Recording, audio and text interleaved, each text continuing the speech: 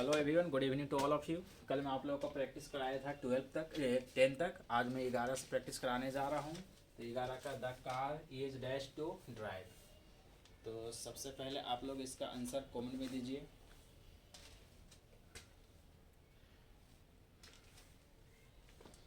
Very good.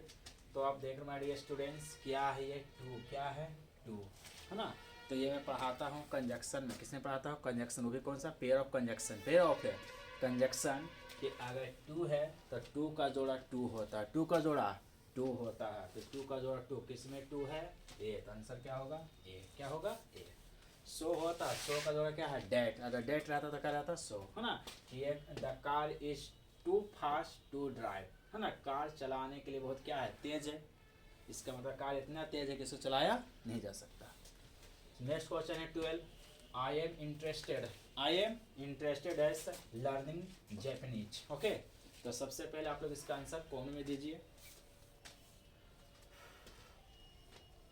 So now my dear students, interested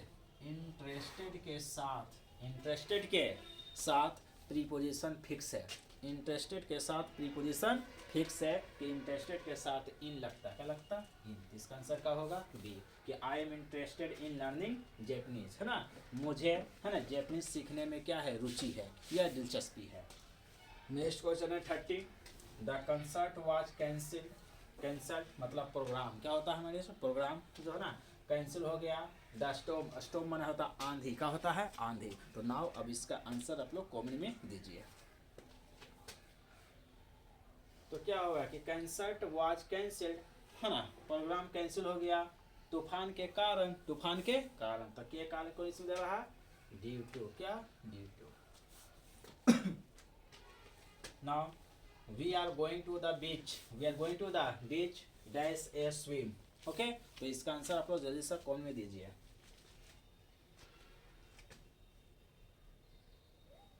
तो कह रहे we are going to the beach, हम लोग बीच पर जा रहे हैं। किस लिए जा रहे हैं? तो फॉर ए स्विम, तैरने के लिए। किसके लिए? तैरने के लिए। तो क्या होगा? For a swim. क्या होता है? For a swim. नेक्स्ट है my father said to me dash may you be happy, है ना। डायरेक्ट स्पीच है, इसको बनाना है क्या? Indirect speech. सबसे पहले आप इसका कॉमेंट में आंसर दीजिए। तो ना आप देख रहे हैं कि मे यू बी हैप्पी। अगर डायरेक्ट स्पीच का सेंटेंस, अगर डायरेक्ट स्पीच का मतलब आर एस का हुआ। किसका? आर एस का क्या? कोमा और डबल इन्वर्टेड कोमा। तो अगर कोमा और डबल इन्वर्टेड कोमा के अंदर वाला सेंटेंस मे से शुरू हो रहा है। किससे शुरू हो रहा? मे से शुरू हो रहा है। और लास्ट में क्या है? Full stop. क्या है? लास्ट में फुल स्टॉप है। तो ये होता है ऑपरेटिव सेंटेंस। कौन सेंटेंस? Operative sentence. और ऑपरेटिव सेंटेंस के लिए, है ना, ऑपरेटिव सेंटेंस है तो सेट टू को बदलते हैं विस्ट में। किस में? विस्ट में, या कस्ट में, या प्रेड में। तो कब बदलेंगे विस्ट में, कब बदलेंगे प्रेड में, कब बदलेंगे कष्ट में? तो अगर आर एस के वाक्य से इच्छा का बोध हो रहा है। किसका? इच्छा का। तो सेट टू को विस्ट में बदलते हैं। और प्रार्थना का बोध होता है तो प्रेड में। और शराब, अभिशाप का बोध होता है कष्ट में। तो यहाँ क्या इच्छा का बोध हो रहा है कि मे यू बी हैप्पी, भगवान कहेगा तुम खुश रहो, है ना। तो यहाँ पर सेट टू में विस्ट में। तो विस्ट किस में है? ए में है, बी में, ए में है, बी में है, सी में नहीं है। ये गलत हो गया। फिर है और विस्ट के साथ टू नहीं लगता माय डियर स्टूडेंट, इसलिए भी क्या हो गया? गलत। तो अब ए होगा कि बी। अब कोमा और डबल को हटाने के लिए कंजक्शन डैट का प्रयोग करता है। डैट का प्रयोग करते हैं तो दोनों में डैट है।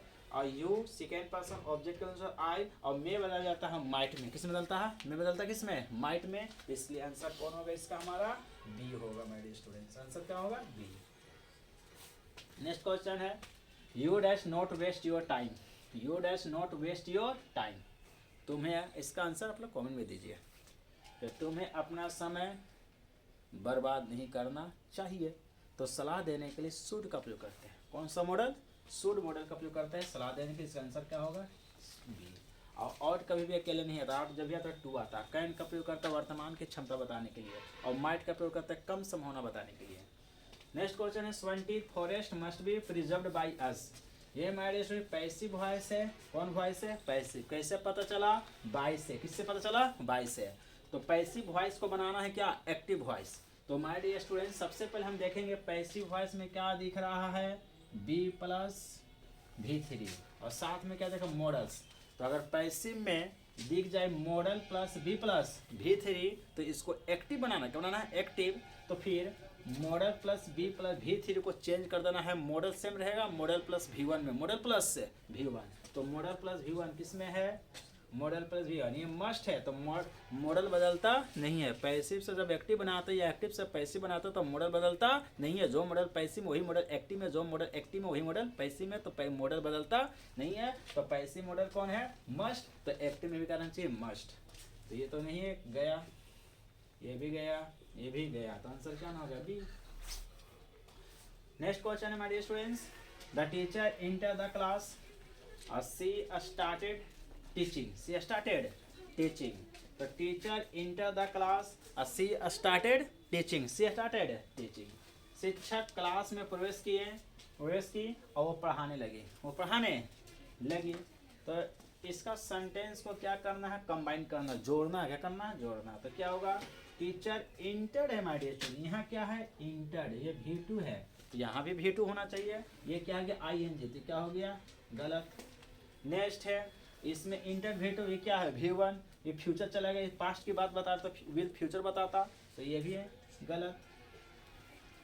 चलिए, the teacher enter the class and started teaching, ये ठीक लग रहा है। फिर यहाँ देखिए V2 है, यहाँ का इंटर, ये V1 दे दिया तो गलत हो गया। तो आंसर कौन होगा हमारा, सी। तो टीचर क्लास में प्रवेश की और वो पढ़ाने लगे, तो आंसर क्या होगा, सी। आज का लास्ट क्वेश्चन है हमारे स्टूडेंट कि please stop dash so many mistakes. तो माय डियर स्टूडेंट्स मैं आप लोग को स्टॉप के बारे में बताने जा रहा हूँ, स्टॉप का छोटा सा पोस्टमार्टम करने जा रहा हूँ, ध्यान से देखेंगे बोर्ड पर, ओके। दिख रहा है आप लोग को स्टॉप, क्या दिख रहा है my dear students, stop, okay. जब स्टॉप का मतलब रुकना का सेंस दे रहा है, किसका सेंस दे रहा है, जब स्टॉप का सेंस दे रहा है रुकना कुछ समय के लिए, तो स्टॉप के बाद जो सेकेंड वर्ब आएगा तो होता है 2 प्लस V1, जिसको बोलते हैं माय डियर स्टूडेंट इन्फिनिटिव। क्या बोलते हैं, जिसको क्या बोलते हैं, इन्फिनिटिव बोलते हैं। क्या बोलते हैं, इन्फिनिटिव। और जब स्टॉप का मतलब है ना, जब स्टॉप का मतलब होता है बंद करना, क्या करना, बंद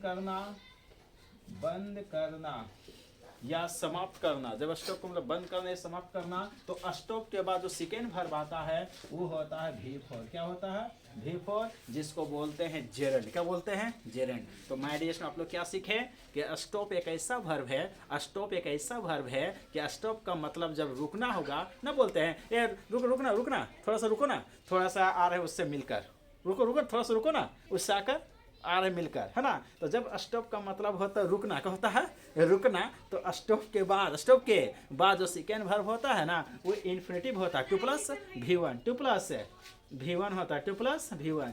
और जब स्टॉप का मतलब बंद करना, क्या करना, बंद करना या समाप्त करना हमेशा के लिए, तो फिर स्टॉप के बाद जो सेकेंड वर्ब आता है ना वो V4 होता है, जेरेंड। जैसे सचिन तेंदुलकर क्रिकेट खेलना क्या कर दिए हैं, बंद कर दिए, समाप्त कर दिए, है ना। तो Sachin Tendulkar stopped playing cricket. और मैं क्रिकेट खोलने के लिए रुका, तो I stopped to play cricket. तो माय डियर स्टूडेंट जब स्टॉप का मतलब रुकना, तो इसके बाद दूसरा का वर्ब आएगा तो 2 प्लस V1, जिसको बोलते हैं इन्फिनिटिव। और जब स्टॉप का मतलब बंद करना या समाप्त करना हमेशा के लिए, तो स्टॉप के बाद जो सेकेंड वर्ब आएगा वो जेरेंड होगा। और जेरेंड किसे कहते हैं, V4 कहते हैं। तो इसका आंसर क्या होगा हमारे स्टूडेंट्स, आप तो बता सकते हैं आप लोग। आंसर से क्या होगा, बी।